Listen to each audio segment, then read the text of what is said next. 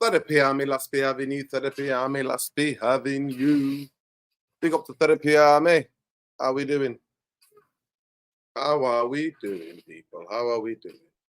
Welcome to United Real Therapy. Big up man like Adian Tenno. Man like Pete. Late. Yo, I'm not late. I'm here, man. I'm here. Moving like Ineos. Nah, mate. Nobody's moving like Ineos here. Ineos are scum, mate. Fuck Ineos. Fuck Ineos, my friend. That's what we say. Yeah. F Ineos, people. We're live. We're here. We're here to look ahead to where we're going to get points from, people. I don't know about you guys, but I don't know where we're going to get any points from. I just genuinely don't know where we're going to get any points from. Where are we getting any points from? Yeah. Genuinely do not know. Maybe you guys can tell me where we're getting the points, people. Where are we getting the points from? Big up to everybody. Welcome. Big up man like Kelly's from Edin Lassie at United Real Therapy. And big up to the rest of the gang as well that are here. Early birders. Big up to early birders. Big up, man. Free Palestine, mate. I don't know where we're getting the next win or goals from. That's what we're here to discuss, man. Big up to you, Kellys. That's why we're here to discuss, people. Where are we getting this next win from? Where are we getting the next win from,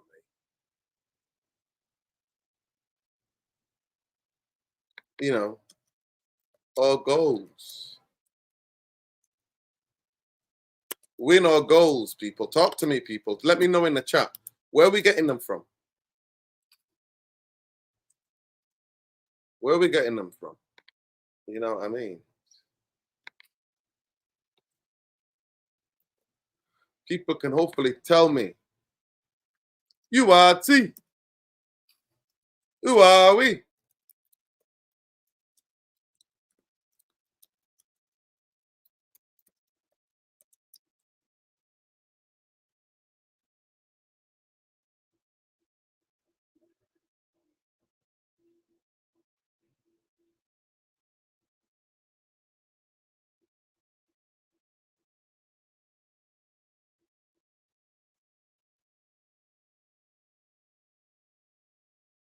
Yeah.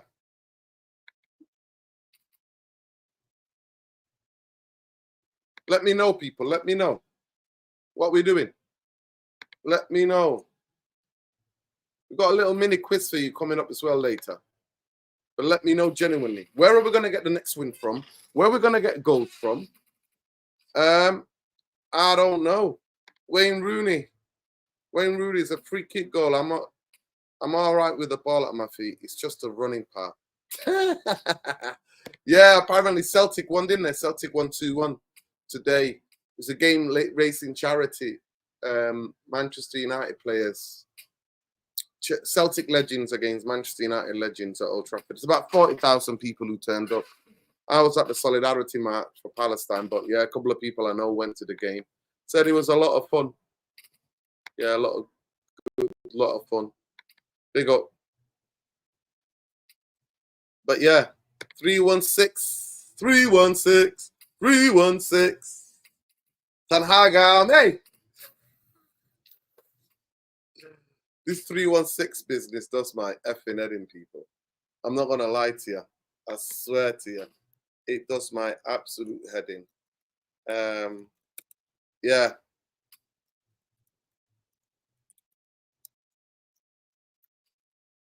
Yeah.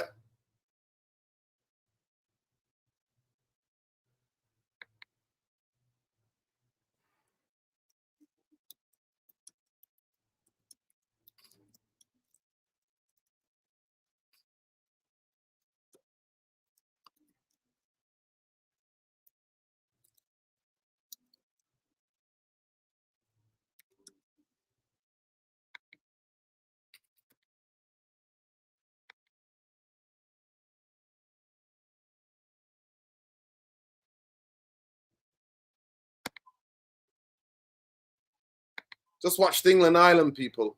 Thought they weren't all that. They weren't all that, people. England Ireland were not all that. Can we have a look at the fixtures?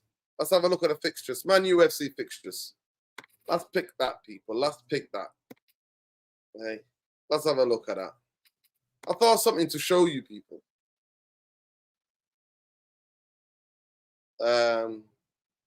Maybe I can play the audio to you guys. Big up Bombay. Big up Bombay. Big up yourself. How are you? I'm good, Habibi. How are you? Yeah, very well. Thank you, man. Evening to everybody in the chat, to the channel. Yeah, big up, people. So we're thinking where we're going to get the next win and goal from Bombay. What game do you think we're going to get the next win or the games from?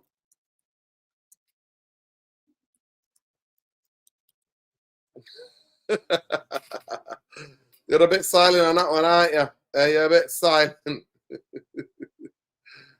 Oh, Bombay, did you hear me?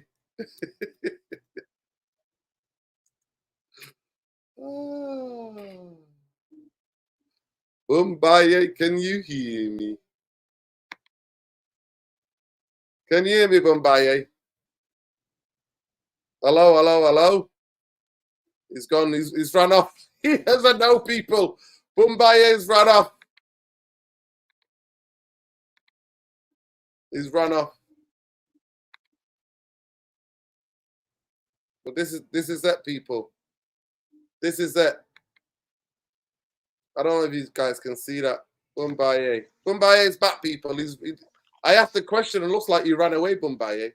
We're asking the question, where are we going to get the next win from? Well, hopefully Southampton, because the pressure's on now from everybody. So, it's as simple as that. Yeah. I think for me, Eric Ten Hag, it's natural that he's under a lot of scrutiny and pressure from a lot of angles. It's not something that you don't expect because things haven't quite started the way we might have expected. And it's a continuation of last season. So everybody is well within their rights to be criticising Manchester United. And, you can look at the money, you can look at it's the third year. It's not 3 years, it's 2 years. This is the beginning of the third. So that's fine. And even people that said, look, let him have another season, let's find out with a structure, with some players, have to accept that. And I do accept that. But I am just hoping that we find the right balance. And I watched Match of the Day 2, actually, today. And I was listening to Lampard's assessment of Man United, and I thought it was quite good. He said, the players, there is a problem with the players. Do the players match what we are trying to do? And it's a valid question. Some of the signings, when people say we've spent a lot of money, yeah, that's true. Unfortunately, some of these signings have not done what they're supposed to do. And then you look at obviously the way the manager wants to play. And then you listen to the manager straight after the interview, immediately after the game, not the post-match, the one where he gives like in the tunnel. And he said, I brought Collier on because we needed some fresh legs. Casemiro's really, struggled. I thought his first season he helped us, but now it's looking a little bit dodgy. The way Eric wants to play is a high risk, high reward way.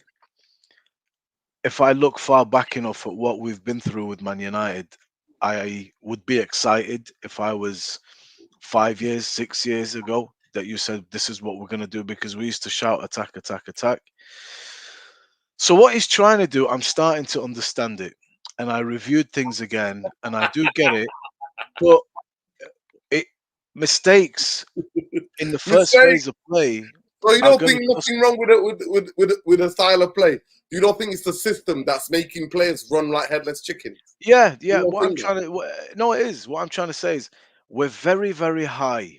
We're trying to compress the field, but what happens in that first phase of play, if you lose the ball, you've already committed the fullbacks to the halfway line. The midfielders are already high, and as you showed last week, it's vacated. So you've got to get that first part right. And if you don't, it's effectively always three defenders, two centre backs, and a central midfielder against three other players. Or they'll just transition quickly, and our fullbacks are out the game effectively when you make mistakes. And against Liverpool, it's three mistakes. One that is unbelievably shocking. The first one was dreadful from Casemiro. So that's the system. The system is the system. I'm not telling you it's a good system. It's a bad system. What we know is it doesn't yield performances that you enjoy watching, and it's not yielding results where you go into a game. When's the last time we went in a game and thought, you know what? Oh yeah, 3-0, nice, controlled, beautiful. Been a long time. Um, Second one is not a foul for me. He touches the ball. I watched it today. And then third one, Kobe. It's a nice old, shoulder barge. So we've got to get it right. Is Ugarte the guy?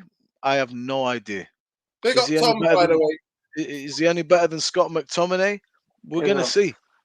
So lots going on here for Eric Ten Hag. But Southampton, if he loses there and it's a bad performance, then that's it's just gonna go. The ante will only go up and up and up. Voices will get louder, and then unless the board knows something the fans don't know, by Christmas it could be curtains.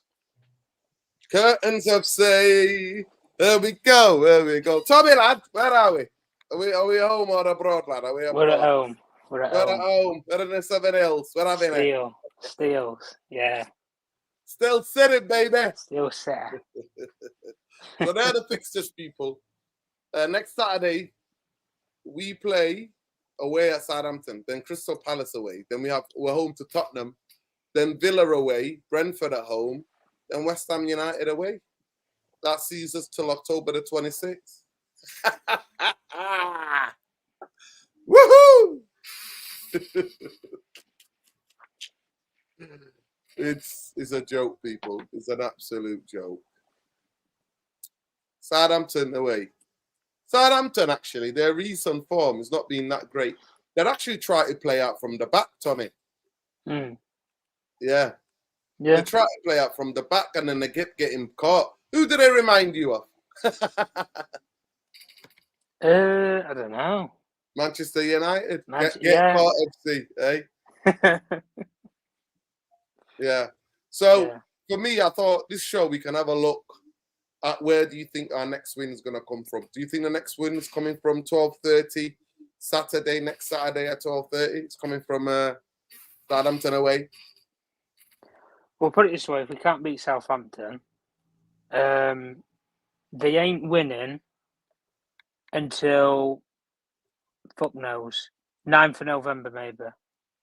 With the way that it's going, because Palace away, I think Palace away can beat us. Spurs can beat us with the transitions that they've got on the counter attack. Villa away can beat us. Brentford, we've seen many times how they can play against us and set up against us. And as a transition team, they can kill you. West Ham have a lot of good players on the day if they turn up, can kill you. And by November time with that Chelsea team, when you play that fixture, I think you'll see a better version of Chelsea, me, personally. I think you'll see a better structure, proper style of play where the players have actually bought into it by then and they'll understand the way that Maresca wants to play. And that'll be a difficult game. And he can't not win. He can't lose maybe 1, 2, 3, 4, 5. He can't lose 5 games in a row. No, you can't. He might scrape a draw against one of them, like a Villa or a Palace or somebody, but he'll be lucky. Put it that way. The Southampton game, if we can't beat Southampton, mate, it's curtains. He really is fucking curtains. And if he gets knocked out of the cup, God bless him. That's all I'm going to say. God, please bless him, because he should not be here if you can't beat teams like Barnsley. And that's no disrespect to local neighbouring in my in sort of county areas within Barnsley, within Yorkshire. But Barnsley aren't great as a football club at the moment, from what I know anyway.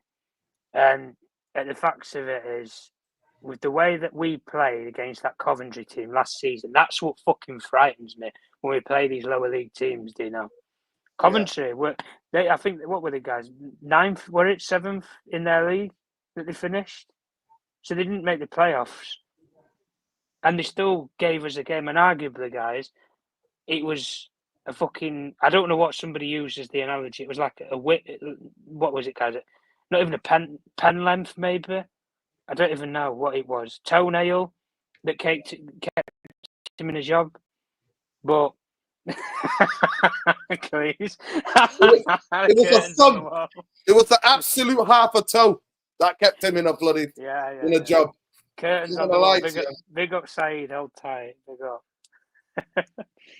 But yeah, like I say, when we're playing against these teams, they have a clear way that they want to play. They have a clear style, and this is what pisses me off when people try and give me the argument, say that Ten Hag, he has a style, he has a system. Tell me what it is then, and none of them can give you an answer other than, oh well, he said he wants to play transitional football. Do we play transitional football? No, we don't. That's it. When you think about Palace, Dino, you can say how they press. High pressing, high energy under Glasner. Spurs, you can see how Spurs play. Villa, you know how Villa play. Brentford, I've just said to you guys before that, transitional football. Julian Lopetegui's team that he had at Wolves was about energy, grit and determination. Win the ball back, high up the pitch, high pressing, high energy. That's probably what he's going to try and do at West Ham. Chelsea, Maresca's Pep's boy, so we know how Maresca will try and play. He's under that Pep philosophy of tiki-taka football and patterns of play, different styles, movement. So we know how Chelsea will play. He's fucked if he doesn't win. If he doesn't win half of these games, honestly, he's fucked. But from what I say of it anyway, Dino, is even if we get rid of him, and I'm not saying this is a reason why we should keep him, but even if we do get rid of him, I don't know where the fuck we turn to. I really don't. Then this is where I believe, anyway, with Ineos, if they are serious with their intention about coming to Manchester United, I don't want this. We're going to lead a review to find a new manager by the end of the season. You can put Rude in interim role or caretaker, whatever. But if you want to be serious, go and buy a manager out of a football club, and then we'll take you seriously and say that's our guy that we want. Because if they do that, then there's no excuses to say that the guy that they wanted, Dino, was in another job or we couldn't get him. So we had to go just for somebody else. I don't want that. If you want somebody, you're Manchester United, you're Ineos, you're these brilliant negotiators with this new structure, fine, go and get somebody out of another club then. Shouldn't be hard, shouldn't be difficult if you're big bad Man United. You got Dan Ashworth out of Newcastle, which was supposed to be this financial fortress with sets pits of fucking cash, desert sand money. But you got him out of there. Jason Wilcox with the exact same thing with Southampton. Southampton, he led his own recruitment department there. He left there to come to Manchester United. Of course you would. They're not fucking. These people, they're not fucking stupid. But at the end of the day, if you can't get results, against teams like Southampton, he's fucked by November. He is fucked. And where's it going to come from? He's got no new signings coming in. And this thing that people get in this on this giddy, bandwagon of Ugate's suddenly going to come in and he's going to fix everything. Ugarte will be just as exposed as Casemiro has been. But the difference is he will be able to run back to his own goal. That's the difference. But he vacates the midfield. That's Erik Ten Hag's version of football. Vacate the midfield. Yeah, it's high risk, but it's high reward. We're not seeing any rewards, though, Ten Hag, other than, you give us a Carabao Cup at the end of one season, you give us Champions League football at the end of another with it, and then you also bring us an FA Cup. It means fuck all to us. Manchester United, the bread and butter of where you are as a manager, and listen, it's not just at Manchester United, let's make my last point anyway. This is at any football club. Your bread and butter of where you actually are as a football manager and where you're tested is in your domestic league, because that's where you play your most competitive games against your rivals, against teams who want to win that league or want to get top four, who are hungry to play in European football competitions. But if Ineos, like I say, they want to go down this road, Dino, of saying that, we've got a brilliant football structure, we want the best in class, go and get me the best in class manager out there. Even if they're in a job, go and get me them. Pay them off, get them out of there. If that's your guy that you want, go and get them then. I don't want this shit spinning around when we're going to be sitting here with Gareth Southgate, Graham Potter, Thomas Tuchel, all these guys that are out of jobs. But the one thing's for sure, if you're going to give this shit to Rude until the end of the season, that just shows me that you were never preemptively planned to get rid of this guy anyway. So clearly then, he must have been the guy that they thought was best placed. But I don't buy this anyway, Dino, because if certain people behind the scenes, and we know what happened in that summer window, in that meeting in Monaco, we all know that. If certain people would have got on the same wavelength, Dino, this guy wouldn't even be on that picture screen in the top right corner. We know whose face would be up there. And in the therapy army, in the comments, we'll know whose face would have been up there. But give or take if you like that manager or not, or that style of football, that's your own opinion. But Eric Ten Hag would not have been Manchester United manager if he wouldn't have got away with that Coventry game, because he wouldn't have won the FA Cup. That's my argument anyway. But go on, Dino. I think you're on mute, brother. Bombay. Obviously, watching the Lampard thing, what gives you hope to know that Manchester United are going to be winning games? Is that Tom popping another can? Sorry, did you ask me what gives me hope that we're going to be all right? Yeah, what gives you the hope? What you copium? Where's this copium coming from? If he doesn't change the system and play with 2 or 3 in midfield, we're toast. That's my belief. We might be able to. This 3-1-6 build-up thing's not working. No, it's 1-1 now. 1-1 midfield, Dino. That's the new coach. It's not working. So what gives you hope? Unless he changed the system. Do you remember the way we played in the last 4 games of the season, Bombay? Do you remember how compact we were? Players there was no massive gaps. Players were close to each other. We moved as a team. And we defended as a team. We went halfway line as a team. We pressed high as a team. We played mid-block as a team. So where do you think? Let me just get the super chat. Big up Mupsy. Mupsy says here, glad Man United ain't playing this week. Can't have them ruin my birthday week. Happy birthday, Mupsy.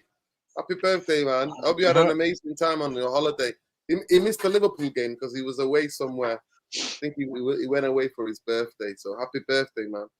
Yeah, definitely not ruining your weekend this week. That's why we needed an international break. I was looking forward to an international break. Manchester United are fucking shit. But go ahead, Bumpire. The thing, I can't really answer you what gives me hope. Come on, Bumpire. You're the most optimistic guy on here on this channel about Manchester United. Just give me 1 second. Can you just give me 1 second? Sorry. Bear with me. Yeah. I think he's going to text Ten Hag to find it. I think he's going to text for that. I don't even think Ten Hag knows. Yeah, happy birthday, Mupsy. People shout Mupsy for his birthday in the chat. 200 of you in here. Shout him out. He says, thanks, everyone. I was in Miami, came back yesterday for my birthday. Wow. Welcome to Miami. How was Miami? Do you have a good time? You have a good time, Mupsy? Were you balling out? Was the weather nice? Let us know. But I just say this: the level, if he sustains the tactics that he used against Liverpool, and majority of it, the tactics he used against Fulham at home at Old Trafford, then you're in for a lot more pain, people. I'm just letting you know. And in terms of the fixtures, Southampton 12:30. Majority of the players are going to be flying back from Latin America, from Africa. You know, I think there's some of them we've got. How many players have we got in Latin America? Ugarte, Lisandro, Cass. Does Casemiro get picked for Brazil? I think Casemiro's been. Oh dropped. no, sorry, no. I don't think he played. No, so he it's didn't. Lisandro. It's a three. Garnacho didn't he? Yeah. Garnacho, Lisandro, Ugarte. There's three. There's the three. Obviously, Portugal. Who's coming back is Xerxes with Holland. Holland. Yeah. Mazraoui's with Morocco. Morocco. Ahmad is with Ivory Coast. I mean, I don't think really, boys, that makes too much odds. That's not going to be the wash. If you shit at Southampton and you get popped, it's not because the kids came back from international. No. The PR excuse is going to be that the jet lag. That's what it'll be. No. Forget the PR excuse and whatever. So, and there is no excuses accepted here. The players are there. What is it? 24 hours before the rest of us, other teams play, or a couple of hours. It's a Saturday. Loads of other teams are playing with internationals. It don't matter about that. It's not about excuses. You know, I'm not saying Man United are perfect. The team is not perfect. Far from it. I do understand when Saeed. Far from it. And you and Saeed and your friend that was on, you say, you don't look at the transfer window. It was great. I get it. The thing is, when it comes to the Sancho thing, guys, I saw it as a little bit like the Sanchez when Oli decided to leave himself short, but take the opportunity as a club to get rid of a really big financial burden and a problem. Now, Sanchez wasn't a problem like Sancho is in the sense that, yes, the money was bigger, but he wasn't an unwanted presence because of the breakdowns with the manager. So, yes, Sancho, I feel it would have been nice to have maybe one more because Garnacho is not in his prime. He's a young lad. He still has his issues. Ahmad is Ahmad. We're going game by game. Is Ahmad the guy to lead Man United through an entire season, or would it be good to have, let's say, a Mo Salah type with Ahmad coming on, relieving him and starting to take the mantle? Yeah, I think so. Højlund is 22 or 23, 16 goals last year, not a bad return. And Xerxes new, and Rashford's not playing very well. So I get it, but I feel, life at Manchester United has lacked future vision. And Jadon Sancho is not part of our future. It is quite a substantial wage, and he's a problem. His presence is a problem. So take the opportunity to shift him. I'm okay leaving us a little bit short. We can always sign someone later, but I didn't feel that this was an opportunity that we could miss because there are not going to be a lot of takers. Even if there are people that fancy him as a player, I don't feel they fancy the financial package. And the ones that fancied him as a player, let's be honest, he has done himself a little bit of harm with his behaviour. Because the manager's thinking, well, if he can do that to this manager and come out and not solve it another way, well, I don't want that. Or if he's coming late, or, there's a little bit of bullshit surrounding Jadon. So it's a great opportunity that we had to take, albeit we do leave ourselves slightly short. So that's my take on Jadon. But with regards to the whole... I don't think we're short. I think we've got 4 wingers. So I don't know where this argument comes from. I think Jadon Sancho is a fantastic player. Eric Ten Hag lied about him, and all the stuff that you're saying is alleged. None of it is true. Eric Ten Hag didn't have to come out and throw a player under the bus. At the end of the day, he went to Dortmund, helped Dortmund. He was in a team and he was in a run that sent them to the Champions League final. I have to. So let's not get carried away. MPEG here is, and we've got Anthony. How could I forget? Do forgive me. Come on now. Exactly. I know. You got Anthony. So we got 4. So yeah. I don't know where. For me, the shortness is left back. Shortness is left back. And your friend, Mr. I need another burger. You know what I mean? I'm going to be out. Mr. Luke Shaw, who's everybody tells me he's a great player, but he's the most shittest left back in the world, for me personally, who doesn't defend properly, who's so lazy, gives away free kicks all over the place. He's not the guy that I'm looking forward to coming back. But I expected us to get a left back and to get another midfielder so we can play a bit of football. I wasn't asking for another winger, Bombaye, but let me just answer Joseph. I don't understand why this manager is very... No, we pressed high with Martinez in the first season. That's not a problem. Martinez is... Listen, he's not in great form at this moment in time, but he's not the worst thing that's happening at this football club. I promise you. Manchester United have got loads of problems. Martinez ain't one at this moment in time. But he's playing bad 100%. And I've done a show about him. Because I'm not here. My favourite players, the players who I think are warriors, they'll get, to me, I don't do player FC. I criticize even the players I think. But then I also defend the players that everybody wants to jump on the back of and telling me that this and that. Jadon Sancho wanted to play football, and Eric Ten Hag made it plainly clear that he's not even in the way that Eric Ten Hag wants to play. Jadon Sancho is not that type of player anyway. So stylistically, it never fitted. It never fitted. Eric Ten Hag, the way he sees football and wants to play in the Premier League, Jadon Sancho don't fit it. It doesn't. I think And the only position that it would fit it is that if he played as a number 10 and stayed up the pitch. And Jadon would do that. But Bruno, the club's man is Bruno.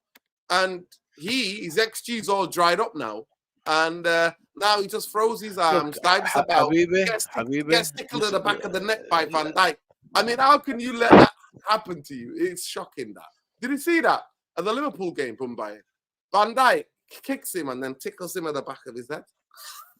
Look, I think what you're saying about Jadon Sancho, the fans are divided anyway. There's half of the comments say he's a bum, half of the comments say it was a character assassination. Let's go with the fact that he's a great player, but let's just. It doesn't fit Ten Hag's system. Let me just come to that now, brother.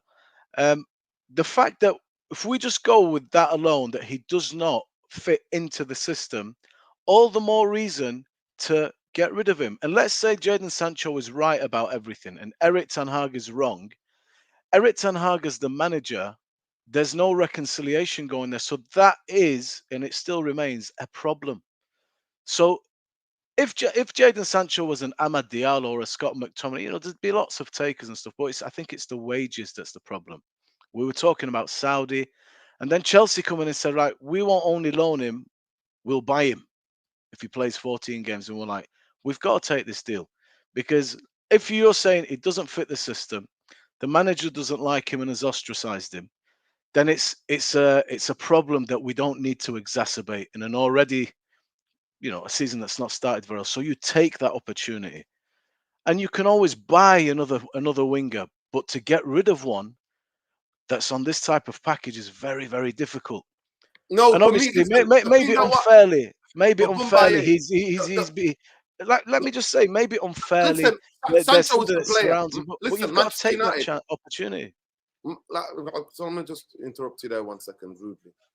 I'm not bothered about Jadon Sancho. To me, it's the fact that they let him go to Chelsea. While Chelsea sold us a fucking bum called Mason fucking Mount for 60 fucking million, that's what I'm angry about. I'm not angry about Jadon Sancho. What do you think of Mount as a player? He could have gone anywhere. For me, I always say, big players, sell them abroad. Don't sell them to rivals. Sell them abroad. But the fact that they sold us a fucking dud, right? Who's taking a number 7 shirt and it's on huge fucking wages for £60 million is the biggest joke ever. That's why I say we're Chelsea's little bitch. We are. What do you think of Mount as a player? Nah, mate. I don't give a damn what I just didn't man with. Mount on Manchester United is dog. He's like another fucking Luke Shaw. Big money and fucking sitting on some fucking bench. Well, look, Mason Mount for me Mason Mount for me is a £50 million player. I think he's a quality player, a quality player, and I was really looking forward to him more than anybody. But it's just happened like this to us, injuries. If other teams had come from abroad that were serious, I mean, we heard about Juventus, they didn't make an offer, neither did PSG. The only offer that came in was Chelsea. So you have to take that opportunity. If we go to Chelsea instead of we had solid offers from other big clubs that could have really afford him and that were not only offering to loan him, but buy him. That's the key here, buy him. Then I could accept what you're saying. But he's not kicked a ball for Chelsea yet. Maybe he's going to be amazing. Maybe he's not. We're looking too far ahead. He's not even played. Let's wait and see. He's got to get in ahead of Mudryk. They've got a couple of those lads on both sides. Let's see how his career pans out at Chelsea. He's back home now. a manager that wants him.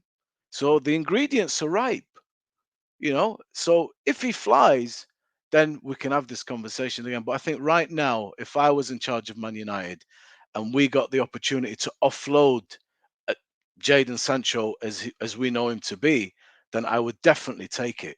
That's my take on it.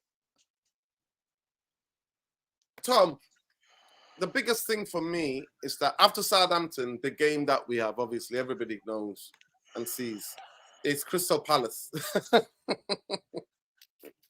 It's a graveyard these days up there. What was our last win there, Tom? I don't remember our last win there. By the way, I think the only we don't beat any London teams. You know that, Tom? I think the last London team that we beat was Fulham. And Eric Ten Hag's record in the capital is fucking disturbing. We got beat at Spurs, Chelsea, Arsenal, Crystal Palace, Brentford. I think did we win Brentford away last season? We gave Spurs a cooking under Conte. No, I'm talking about last season. Last season. The last season. Our record is disturbing up there. Tommy, if you're there, listen, I'll talk to you, Bumbaye. So we got Crystal Palace after that, right? Difficult. Do you see us getting something and then Tottenham at home? What do you think, Bumbaye? Where are the other two coming from? Where are the other two coming from? And do you agree with me, Manchester United should have bought a left back? Because Malacia has been out almost a year and a half now. Well, I look, everybody's got takes on things, and we can only know who's right as things go forward. I think Luke Shaw, when he's fit, is stellar. I really like him. Yeah, I'm a fan. But the problem with Luke Shaw is... Bumbaye, please. Yeah. When what Luke Shaw? In his first season when he came? Bro, Luke Shaw is this lazy Luke Shaw, overweight Luke Shaw who gets injured, go into the fridge. No, we're not talking about an injured player. We know that's why we're having this discussion. But when he's fully fit, I think he's excellent. I really like him. But the problem is, he's not fit. So before Mazraoui, I thought Dalot's been quite good this season so far, irrespective of how bad we've been. Him as an individual, I've actually liked his performances. And he was our best player last season, and rightly he was voted our best player, I think, at right back. So I felt that maybe we should get a left back this season. I would have looked more at that and kept Bissaka, and looked more at the left, like you say. Bissaka wasn't Diego Dalot got voted the best player last season. It wasn't Wan Bissaka. It was Diego Dalot. No, that's what I'm saying, Diogo Dalot. What I'm saying to you is, I felt that we had two right backs that were all right. Diogo was the starter. Aaron Wan-Bissaka, to me, has got some really good attributes. And I felt left back was what we should be looking at a little bit more, like you, because Malacia's dead. He's been injured for so long. And Luke Shaw, it's just a matter of time before he keeps breaking down. And now you're playing a right back who is an excellent right back for us, in not his best position, and you brought another guy in. So I would have looked at a left back for sure. Sorry, what else? What were you asking me? What was the main question? You're on mute, bro. I was asking you about Crystal Palace away. What were you thinking about Crystal Palace? Let me get to these super chats. 1 second, Bumbaye. Yeah. Big up Adewale. Not seen him in the channel for a while. Adewale, big up to you, brother. I appreciate the super chats. The worst part about Mount is some fans fail to realise that in this system, he will keep picking up muscle injuries. The way they want to play, selling Sancho to Chelsea is a horrible decision. I agree, brother. I agree with you 100%. Why do United fans like Shaw? He doesn't get a GA. He can't defend Salah, Saka. Saka, Salah lick their lips when they play against him. He's always going to get a yellow card because he's overweight and he gets tired after 60 minutes. That's the truth, Bumbaye. People don't want to accept the truth. But let me just get this super chat. Let me get this other super chat. Appreciate you. Mubsi says, I have an 18-month contract with Sky TV. I'll be renewing before Malacia returns.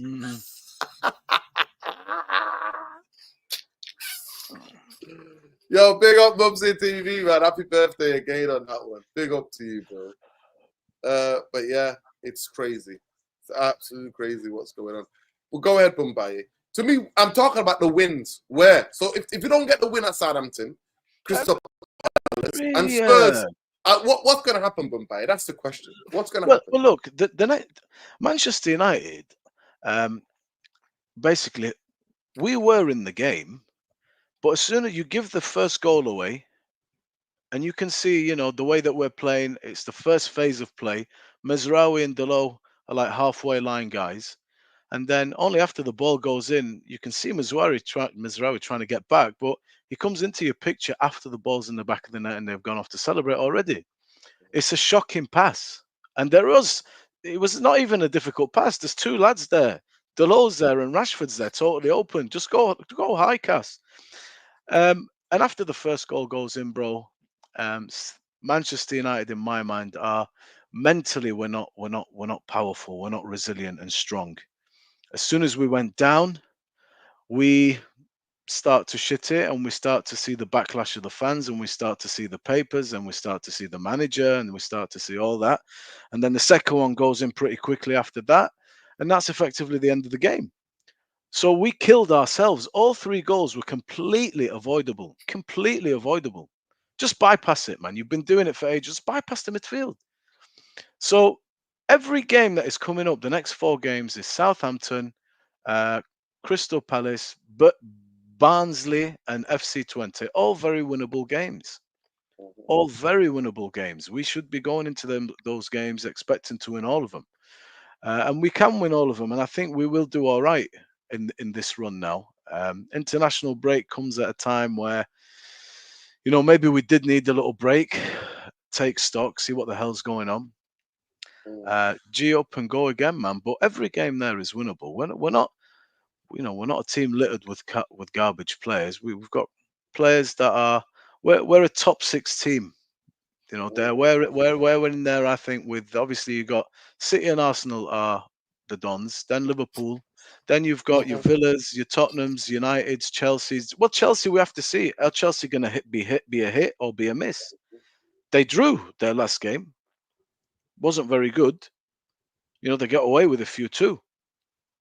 I think that's everyone got a bit excited. They've got a new manager, Bombay. They've got a new manager. Chelsea have got a new manager, so he's trying to find out. So it's yeah, I'm not saying he's not. I'm not saying he's not, bro. But let's see. You know, I mean, they are littered with. They've got 2 teams that are pretty decent. If you think about the amount of players they've got, it's not garbage. They've got a lot of quality. Let's see what Maresca's going to be able to do. Let's see if Postecoglou's second season is going to be a beauty, because one of the things that Postecoglou's having problems with is, yeah, we're pressing, we're choking, we're rocking, but we're just getting popped. If you look at the statistics, 20 shots to 9 against Newcastle. Newcastle 34% possession. Tottenham were all over them, couldn't score, got sucker punched. 3 points to Newcastle. What good is all that huffing and puffing if that's what happens to you most weeks? Got to stop that. Got to fix that. Chelsea, you know, loads of players. People are bigging him up because he's come out strong. You know, he's come out like Sergeant Slaughter. You lot of shit. You're not in my first team. I've got my 20 whatever players. You know, you're nothing to do with me. Go. Well, let's see how that works out. Yeah.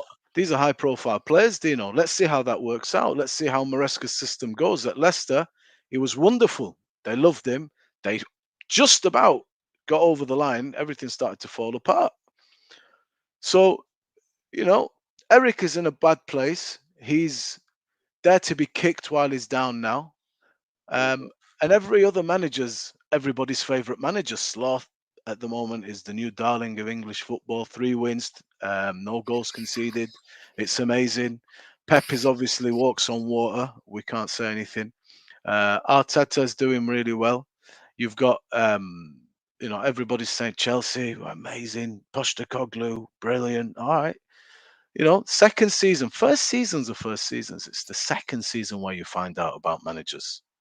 Because now you set the bar in the first year. Can you improve on last season's? Hey, we're backing you. We're giving you money. Postecoglou got good amount of money. Chelsea, as much as you want. Where are you going to go? Can you different pressure second season. But it's interesting. But all 4 games I feel are very winnable games. We just have to get the balance right. Let's look at Ugarte, see what he can do. Let's cut out the mistakes. Let's cut out those mistakes, man. And maybe Eric as well might start tweaking things a little bit. There's loads of options of things that you could do to improve, but the problem will happen is if you're going to see it every week, we're going to persist with this system, even though the players we've got, there is some deficiencies that affect the system, and we're not going to get the results, and we're not getting performances, then everybody's voice will get louder and louder. And the people that are supporting Eric Ten Hag at the moment, because they want to see a little bit more, and I'm only hoping, I'm not guaranteeing anything, it could be a disaster. Everyone could be right that we should have cut ties last season, should have been done. Could be right. I'm here because I empathise with the amount of injuries, and I just felt that the season died. The FA Cup helped us with Eric, sure, certainly did. If we'd have got destroyed, we might not have him here now. That helped him, but he's got to get it right, bro. And if he doesn't, then we're going to have to start looking for new managers. Maybe you want to start on this show, because some people don't feel it's far off. Every week I'm looking at the comments. Yep, he'll be gone in a month. Some people are saying against Southampton it could be over by Christmas. It's gone. Well, Christmas is 12 weeks away. So have you got any ideas of managers that you like? What's the replacement? Because if he goes at Christmas, okay, Rude will probably come in and see us through to the summer. My candidates are all in a job, but who do you think is out there that is realistic as well? Can you let them know, Mumbai, who's your pick? Are we allowed to swear on it? So let them know who's your pick, mate. Antonio. I love Antonio Conte, man. Bad man. My man, Antonio. You've lost a plot. I swear, bro. By the way, big up Jarvis. Big up Jarvis. Yeah, big up Jarvis. Jarvis agreed with you when he said, Jarvis agreed with you when he said about Declan Rice. He said Declan Rice is a fantastic player. I just don't think. There you go. I'll put that on there and I'll come back to it. People, there's over 200 of you here. The channel is shadow banned. Please smash a like on the video, subscribe to the channel. We're not asking you to be a member. I'm not asking money from you. Just like the video. It really helps the video. I've done the poll and 92% of you have said you've liked the video. But there's over 200 of you watching and we've not even got 150 likes on the video yet. 200 watching. We should have 210 likes, man. Come on, people. There's 215 people watching. It's crazy. Absolutely crazy to me. You know, when I go to see... Big up Starboy Steve. Thanks for the super chat, bro. Appreciate it. I hope you're well. Up the Geordies, eh? Up the Geordies. Strasbourg. Yeah, Steve Strasbourg, yeah. His team in France. That's his team in France. Big up to you. Or maybe, how would you play? That's another question. What manager do you think is, guys, in the comments? What manager do you like the idea of, and how would you change it? How would you set the team up? Are you happy with the back four? Do you like what everybody's playing? I think to me, I play 4-3-3. I think this team is good enough to play 4-3-3. Okay, so 4-3-3. Give us your 4-3-3 and deploy the 3 midfielders, because that conundrum is killing me. I would play Ugarte. And listen. Before you give it, I want you to give your team on the basis that everybody is 100% fit. Yeah, I'm telling you. Yeah, I'm not even worried about the guys who are injured. Obviously, the back 5. If it was up to me, I won't play Unana. I don't rate Unana. I think he's a dog shite. Get him out, me personally. Yeah, he's not. He's dog shite. Anything around his body goes in. He never saves anything. I swear to God. Have I ever missed David De Gea? And his kicking is that's supposed to be his best thing, and he's shit as well. Honestly, I miss De Gea so much. At least De Gea every game used to make 2 free saves. You know what I mean? Yeah. People want Amorim. So I would play 4-3-3. Okay, Amorim. Obviously, I can't change a goalkeeper right now, so I'll stay with him. I'll play Casemiro. If you want to me, I'll play Casemiro, Ugarte, and I would play Kobe ahead of them. And then I would play. That is one with Xerxes.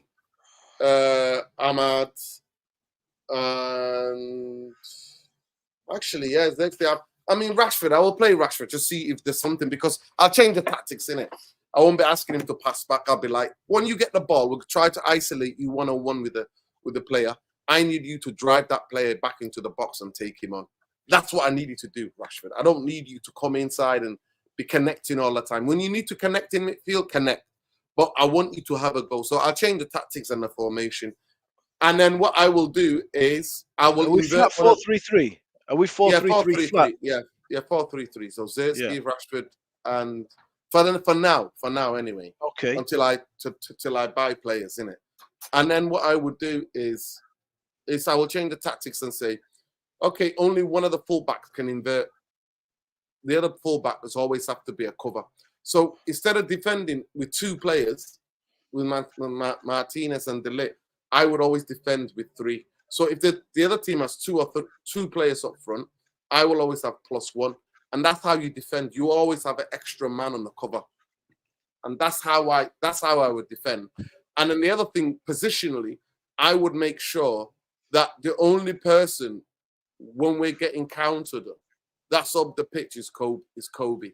Other than the other two midfielders, I'll find them or I'll drop them and bring Collier on and I'll tell him exactly the same. So I'm not having my midfielders when United lose the ball ahead of the ball. I'm not having that. They have to be in position. And the other fullback has to get back positionally. If he reads the game and things, Manchester United can lose the ball here. That's what we'll do. And then what we'll do, we'll hunt the ball down as a team, hunt together in packs, 3s and 4s.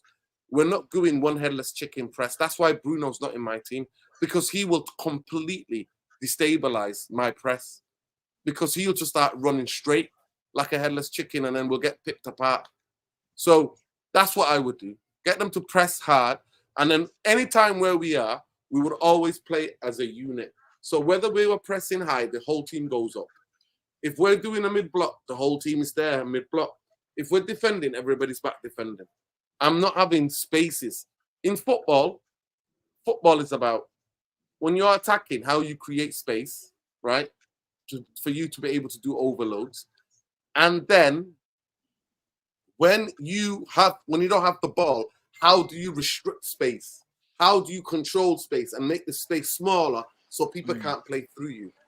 So it's simple for me. Simple. Some people here are saying like, I think your team has got a lot of. No, yeah, I'm not playing 3-5-2. The players that we have, every one of them has experienced 4-3-3.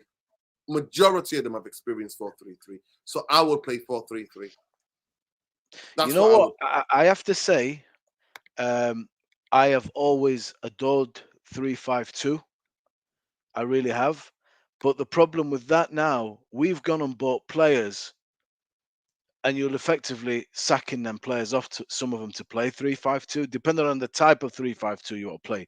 Your team, though, I feel, Dino, is going to be really good coverage, hard to break down, but it lacks creativity in the midfield. No, it doesn't. No, it doesn't. That's the point what I'm trying to say to you. No, it doesn't. Casemiro, Ugarte, and Cobb. You don't know Kobe yet. Kobe is the player that I'm winning the ball back and I'm giving it to him up the pitch, like 30 yards out from goal. That's what I'm doing.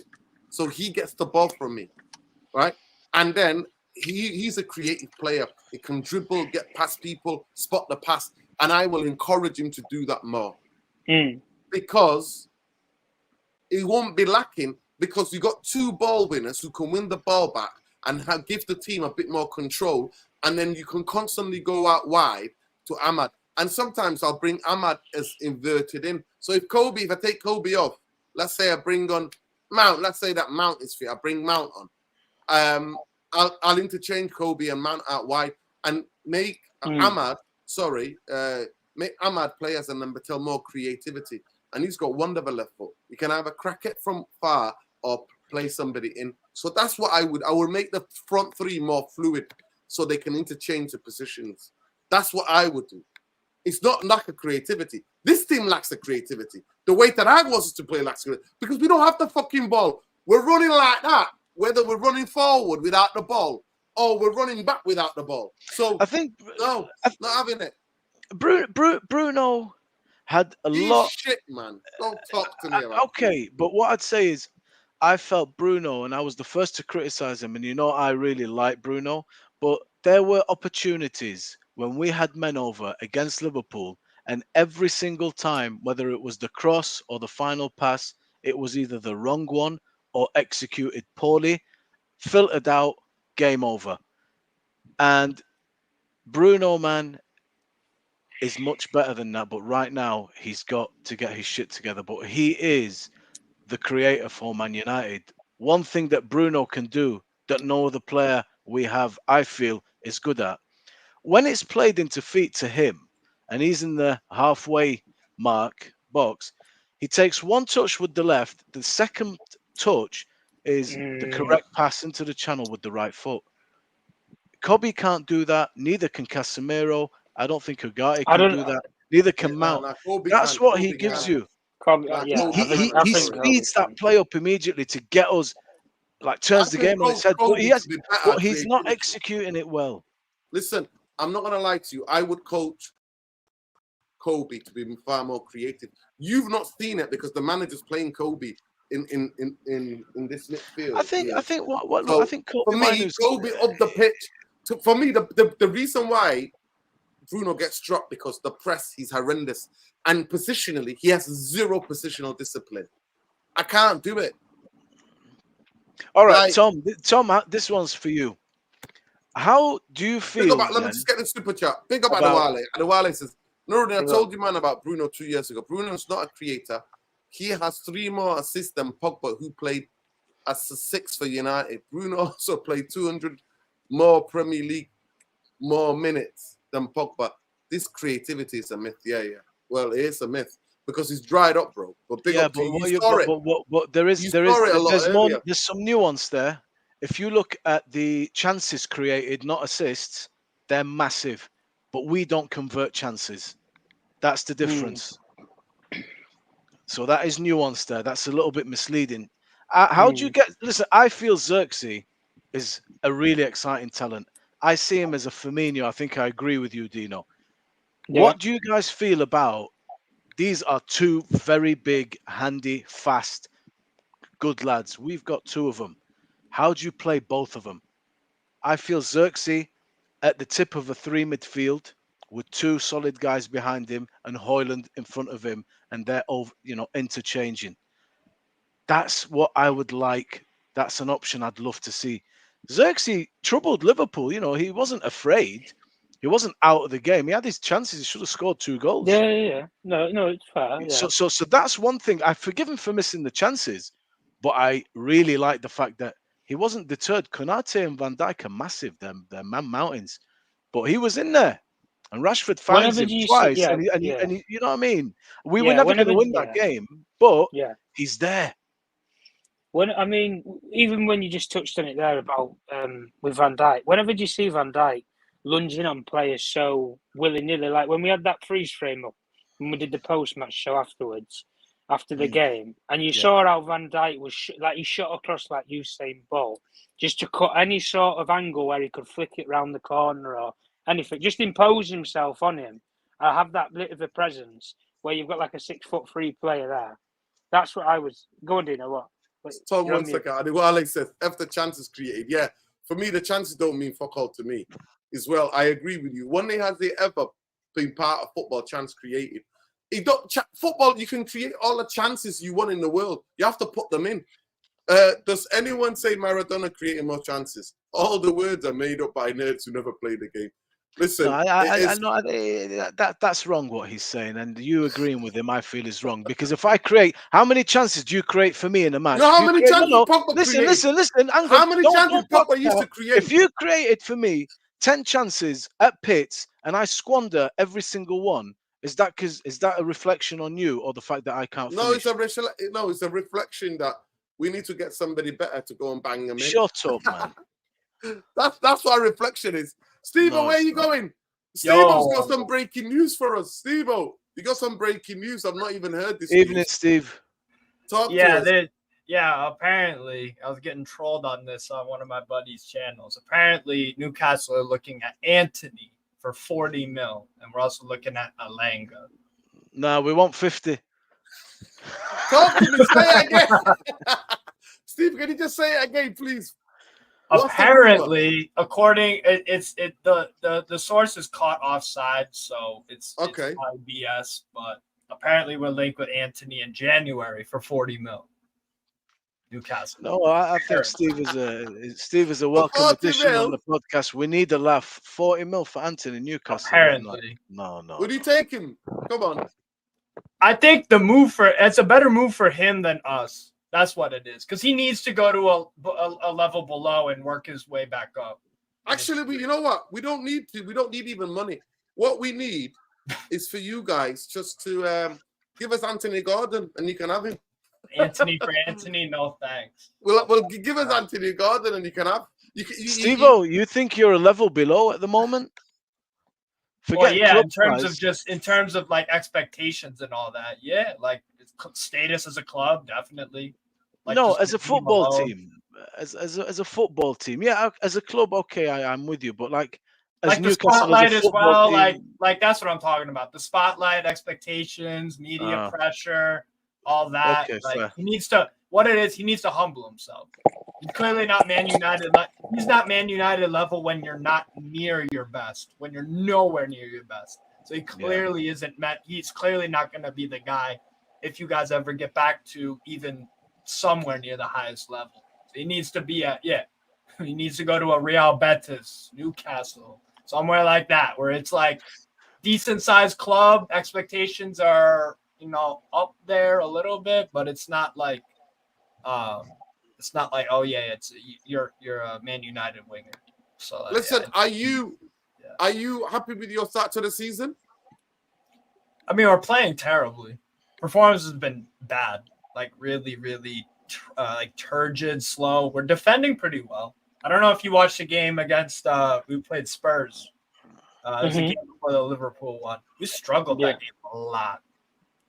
Some good moments here and there, but I heard you doing what Manchester United used to do. You're basically robbing people blind, like literally stick-up job. Oh yeah, definitely. You're getting away with it. You're getting away with it. Yeah. No, we need to. You got ripped by what they called? Who was the team that? Bournemouth. Who ripped you? Tottenham ripped you. Who else was the other team that ripped you? Southampton. I mean, Southampton. Yeah. When we got the red card and we should have lost that game, but because they're Tell me about Southampton. Tell me about Southampton. They actually played really well, but they just could not finish for the life of them. They didn't get enough. They didn't put enough pressure on Nick Pope. Like Nick Pope made one really, really good save on what's his face, Armstrong.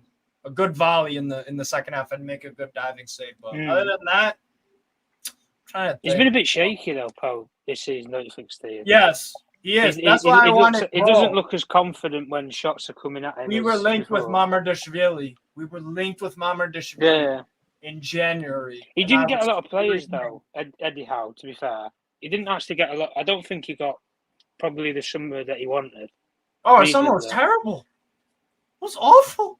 I know obviously you had Paul Mitchell come in with Dan Ashworth leaving, but there was months in between those two sort of things where there was time to plan things or have a new strategy. Yeah. And the fact that you appointed the guy and he come in and, I mean, who did you even sign? Really, there you go. That says it all, don't it? But you went for that last gun to get Alanga at. We got Lloyd Kelly on a free. John Ruddy. Yeah. We John Ruddy. How many years ago? Vlaco Dimos from Forest for 20 mil. Sold Elliot Anderson and Yakuba Minte to Brighton. Well, that's what I'm talking about. But then your highlight towards deadline day was that you put that last bid in to get Alanga.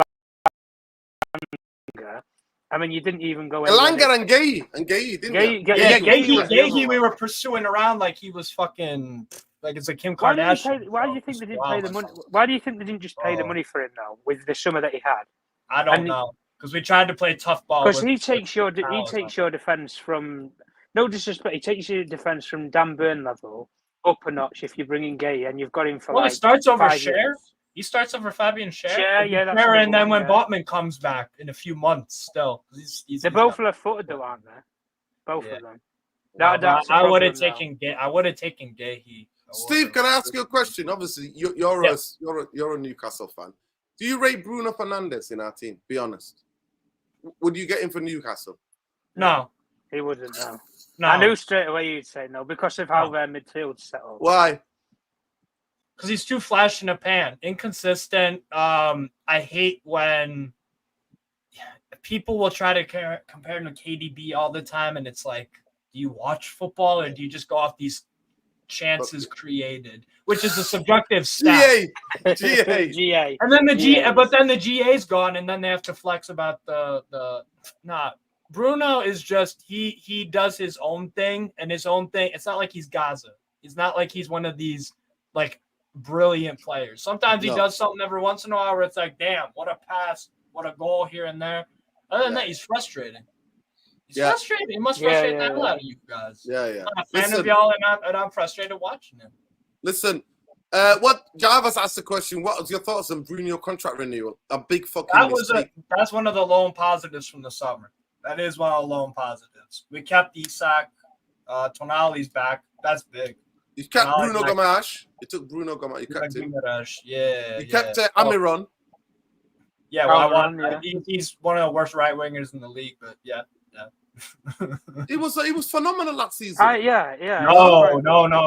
The year before. Yeah, exactly. Yeah. He had a purple season patch. before. He had a mad goal scoring streak. He did. He scored in like 5 out of 7 or something. He had a purple patch, and he's a team player and he works hard. Quality.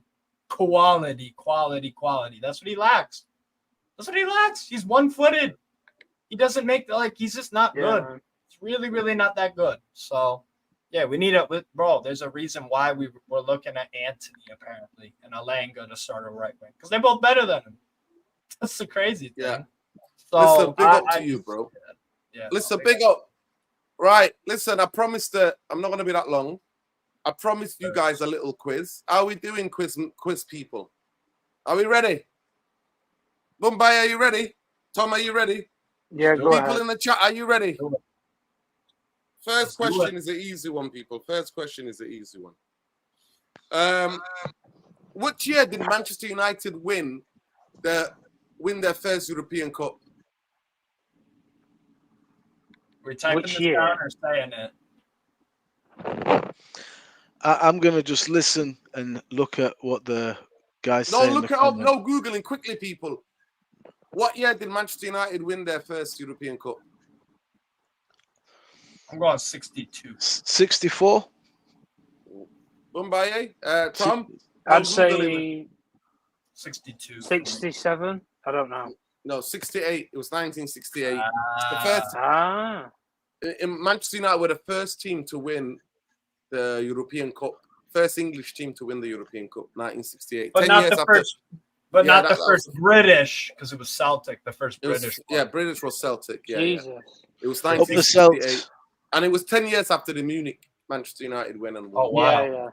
Yeah. So that's why I would say Manchester United the most romantic club in the world because they rose from the ashes to go and win the trophy 10 years later. Right.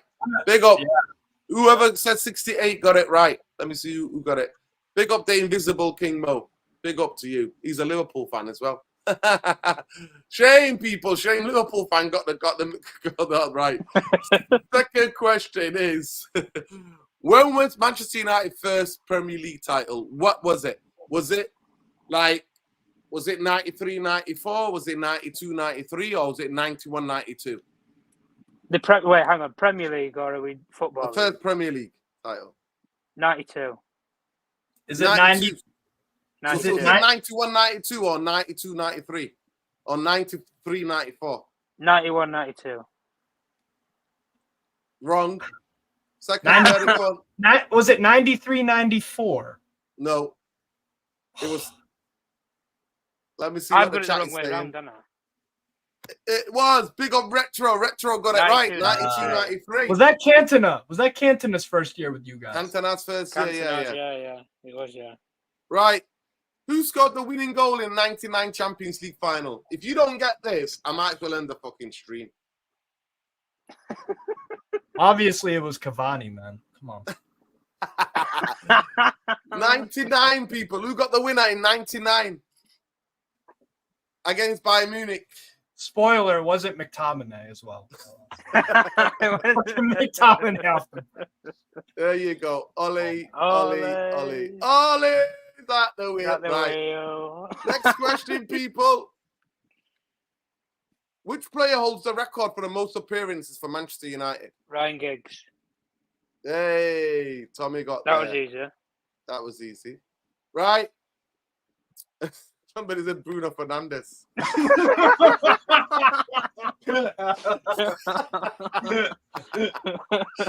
Big up to you. Which manager led Manchester United to their first double? Oh. It's not who I think. Mumbai, you here? You little shit. Mumbai, you've got no idea. Because it wasn't Sir Alex. That's what everyone was getting. No, it wasn't Sir Alex. No. It was Sir Alex. It was What? Sir Alex. It was, yes. Was it 92, 93? 93, 94. Oh, fuck. Yeah. 93, 94. We did a double. Cantona again. Wembley, we beat Chelsea 4-2. If you know, you know. It was in the rain. In the rain. Not Busby. It wasn't Busby. Busby only I won. thought it was Busby. That's what I was thinking. No, it wasn't Busby. You ready? Next go one. When was Old Trafford officially opened? No Googling. 1995. Was No, it, it was was it earlier 1910, 1920, or 1930? 1910, the earliest. Yeah. 1910. A lot earlier than that. Yeah. It was 1910. Well done, Tom. I think you were in February, wasn't it? 1910. Yeah. 1910. Okay. Next one. How many league titles have Manchester United won? If you get this wrong, I might as well crash. I might as well crash the street. 14. Is it? How many Did you say league 14? titles? How many league titles have Manchester United won? League titles, all combined. Premier League, yeah. No, all the leagues since the since they've been in the first division. English first division plus Prem. Okay, Yeah. 20 then. 20. Yeah, that's the fucking 13 song. Premier League. 20 times, 13 times, Man Premier United. 20 times, 20 times, I say. 20 times, 20, Man United. Playing football, the must be way. Don't know about that. Not anymore. Not anymore, mate. 20 times, mate. 20 times. Who scored the Manchester United's 200th Premier League goal? This Scott is the player. McTominay. Hey, Mumbai got that one. What? It really was. Oh my god. Of course, man. Scott McTominay, yeah, it's Scott McTominay. Wow. I would have guessed like Tevez because I would have Scott McTominay against Norwich. And I've got them all right. First club. So far, I've got Manchester them all United right. were the first club to hit the landmark as well. We were the first club in the Premier League to hit the landmark. Yeah. What year was that? It was 2019, yeah. So it took you what? 26 years? 2000s, not 200, 2000. Oh, 2000. I was like, you had 200 Sorry. goals. But yeah. 200? Nah. 2000. I mean, he's still got it. That day I thought that's it. Scott is forever gonna live in the memory. Okay, this is a of good United. one. Which player has scored the most goals in a season in all competitions for Manchester United? Ronnie. Is it Rude? No. Ronnie. No, Ronaldo. yeah, Ronaldo. Is it not? No. Rooney? Oh, Is it Andy Cole? Andy Cole. No, it's part of the Trinity. Dennis Law. Part of the Trinity, people. Dennis Law. Law. Yeah, Dennis Law. Dennis Law. 46 goals in a season. What? 46 goals in Do you know- 1963, 1964. Bergkamp- And he won the Ballon d'Or, people. He won the Ballon d'Or. Bergkamp. How is many named FA after Cups him. have Manchester United won? Is it 11? Is it 10? Or is it 14? Is it 13 or 14? It's 13. Go for 11. 13. 13 it is. It's 13. Yes. 13. Big up. Yeah, big up to everybody who got it right in the chat. Big up.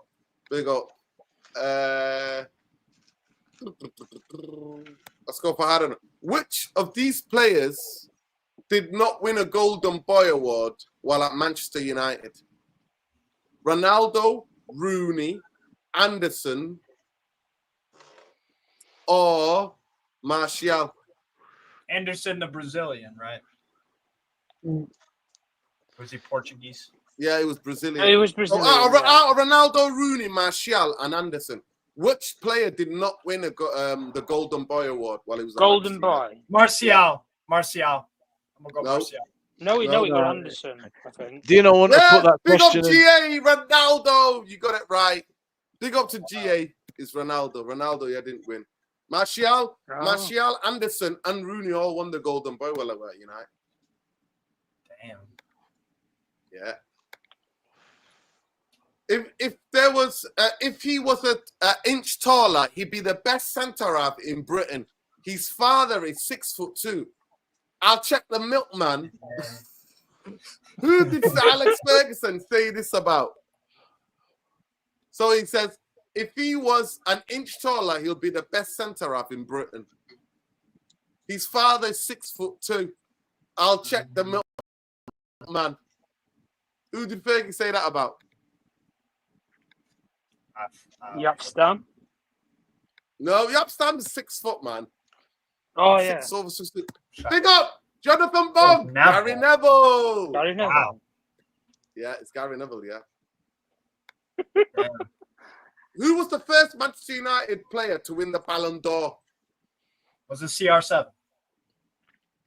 No. It's a player we talked about. It was an answer. It was an answer before. No Googling, Tom, and Harry Maguire. Harry Maguire. Fucking hell, man. Yes.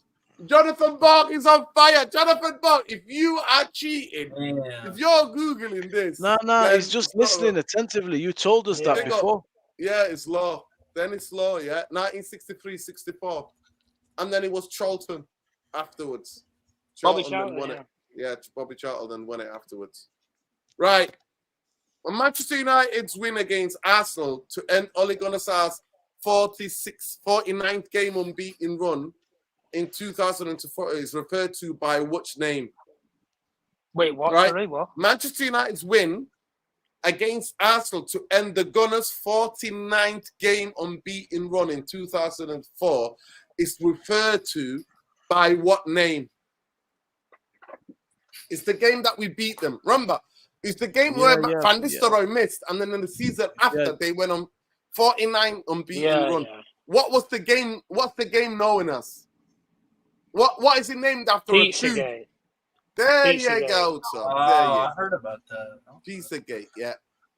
Pizzagate. Oh, yeah, Big up Fergie Jonathan with the Wright. pizza. Yeah, Pizzagate. People have got it right. People have got it right, yeah. Pizzagate. Piece of shit. Piece of slack. Who's the only Manchester United player to have won the Puskas Award while at the club? You know the Puskas Award? Puskas Award is the best goal of the year in world football. Yeah, in world Van football. Persie. Yeah. No. Yeah. No? No. Rooney. Ronaldo? Ronaldo! Oh, Yeah. Ronaldo, Portsmouth. the goal against Porto. Remember the goal against Porto from 40 yards? yeah. Porto in the Champions League. Oh, I Champions was League. thinking Ronaldo with the Yeah, big Ronaldo, goals yeah, he it was scored. Ronaldo, yeah. CR7. CR7, yeah. I was thinking Right. Van Persie's volley against Villa. Remember that? Yeah. Yeah. Who were the last club to face Sir Alex Ferguson at Old Trafford? Out of all these, so was it Villa, Stoke City, Swansea, or Is it West Brom? Brom? No, West Brom was the away game. Swansea. Was it Swansea? Swansea, yeah. Yeah, big up to you. It was Swansea. Big up, Tom. Yeah, big up. Big up. Now, it was that was the last game away. That, We're talking yeah, about the last that home was game. the 5-5 draw. Yeah. This is the one. Which club from Manchester United's Champions League group in 1998-99 did the Red Devils face again later in the tournament? Was Bayern München. Bayern Munich. Yeah, No, it was. We drew 2-2 first, remember? Yeah. Yeah, They're in the group stage. With We drew looking Barcelona. at 1-1 in the group yeah, stage. Barcelona was there as well. And Yeah, Brøndby. Barcelona were there as well. Yeah, it was Brøndby, Munich. That's right, Brøndby. bro. Yeah, I Yeah, think yeah. it was. I was looking at that the other day. Yeah, Gross. yeah. It was not Bilbao, Jonathan. No, Bilbao. it was Munich. Bilbao were not even in the Champions League then. Right. Next question. Who did Manchester United beat in 2008 Club World Cup final? Was it Al Adaid, Al Alia, Gamba Augusta, or LD Kyoto? We'll go for the Augusta. LG Kyoto because they So were a Gambo, Japan team. Osaka, LDU Kyoto. Yeah. Ali It was was, the it other was a one. Japanese team that they played. Yes, it was Gamba LG Osaka. Kyoto. Well done, Tom. It was LG Kyoto. Well done, Tom. Right. How many more do you want, people? Do you want 3 more? Yeah, go on. We'll keep going. Hey, I got 3 more. We'll keep Check the going. comments. Al Ahli. Saudis are coming, man. What was the Alex Ferguson official first trophy? League Cup. No, Is this Man United FA or Cup, in yeah. general? Fergie's Man official United, Cup at FA Manchester Cup. United. FA Yeah, yeah. Cup, yeah. Because he Mark beat Robins. Palace. Yeah. What was it, Tom? Yeah. He beat Palace, didn't he? I think it were it 1 or 2 now? FA Yeah, Cup, it was- I think. FA Cup, it was 19. Yeah. Reminds me a bit of Eric Ten Hag situation. FA Cup sits Oh, here stays we in the go. job. Becomes a great. Could be onto something here, boys. No. No, it isn't. Which is the first player to win the European Championship while at Manchester United? Who was the first player to win the European Championship while at Manchester United? Right? Was it Fabian Barthez, Jordi Cruyff, Juan Mata, or Peter Schmeichel? Fabian Barthez. Go on, Tom. I just said Barthez as well. No, I'm guessing, both I of don't you know. are wrong. It was Schmeichel in With 1992. Denmark. Peter innit? Schmeichel. And Laudrup. Peter Schmeichel came off a beach and went with a Danish club to go on do it.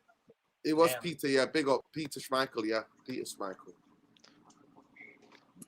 Michael Laudrup sat that tournament out. His brother Brian went.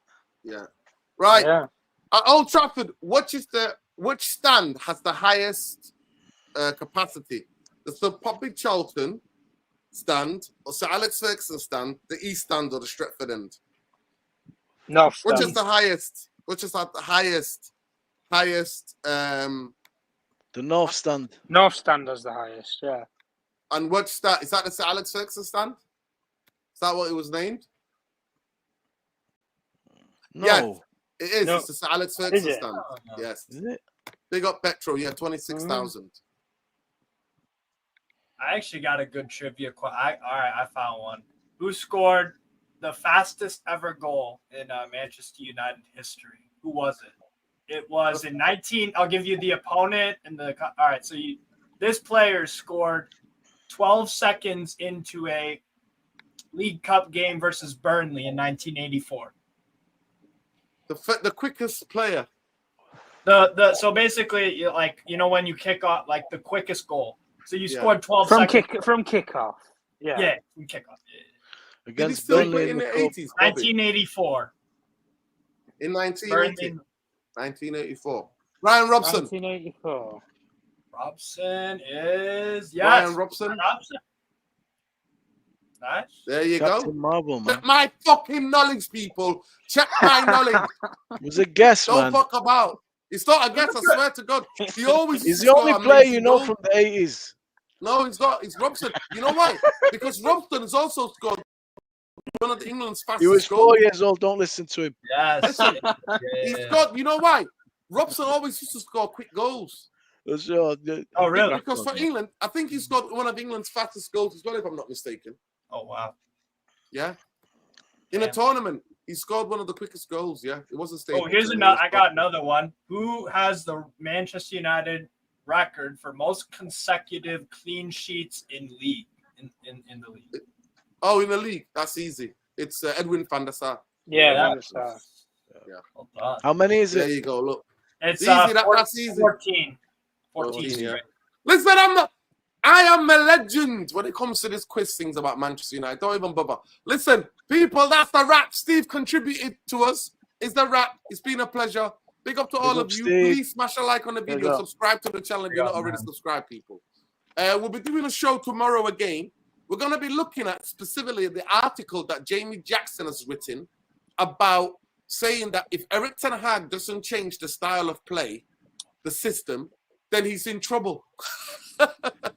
He's saying Ineos are not even concerned about, they're not concerned about finishing in the Champions League, finishing fourth. They're concerned about the way we play. So if it's not about, then see you later. But anyway, people, maybe we'll start bringing in 5 quiz questions at the end of every show, eh? How about that for a treat? Eh? How about that for a treat? Big up to you guys. Love and light. Take care. But big up to Steve first of all. Steve, let them know when you're next live, man. Actually, I'm live in about 15 minutes. USA playing Canada in a friendly. So, are you playing at home or away? It's at home. We America. We play. We're fucking cowards, bro. Let's be honest. We America love playing their games at home. As soon as we go to El Salvador away, Mexico, Honduras, we get our ass handed. Steve, what's Steve's channel? Steve's channel. Steve, let them know what's your channel name. Yeah, where they're gonna find it. Yeah. So my channel is what's it called? Strasbourg Steve on YouTube. Just type in right down there, right there. Just put that on YouTube and it'll pop up. So I'm going live in about 15 minutes. There you go. But yeah, thanks for having me on though. Yeah, big up to you. Make sure you follow Tom Journalist 1. Bumbaye, you'll never see him on social media. Make sure you follow Sheikh Arian as well. Sheikh Arian, what's your handle on Twitter? Can you let people know? And then also, make sure you follow Khalis Ramadin Lassi. Khalis Ramadin Lassi. Make sure you follow my brother here at Khalis Ramadin Lassi across social media. On Twitter specifically. At Khalis Ramadin Lassi. Follow him on Twitter, please. Big up to Steve. Big up to all of you. Those of you who are watching, don't cheat. Try to answer the questions, right? Don't cheat ahead. Listen to the question. Pause the video. Then see if you are correct, okay? But please keep smashing the video. I'm not asking you to do anything else. Just like the video. I'm not asking you to become a member or any of that. Just like the fucking video. Free Palestine, free the Congo, free Sudan, free where Tigray, Ogaden, where anybody's oppressed. Yeah? And fuck the Zionists. Big up the fucking resistance who are resisting Zionism, colonization, and imperialism. Big up to all people across the world who are against colonization, imperialism. Big up to everybody. Love and light. Take care. And if you want to watch, go and do a watch along, check out Steve's channel. That's his channel. Starboy Strasbourg Steve. Yes, sir. Yeah, Strasbourg Steve. There you go. Sir. Like the video, people, on your way out. Good night. Take care. Good night. Peace. Peace. Nice one, Steve. Appreciate you.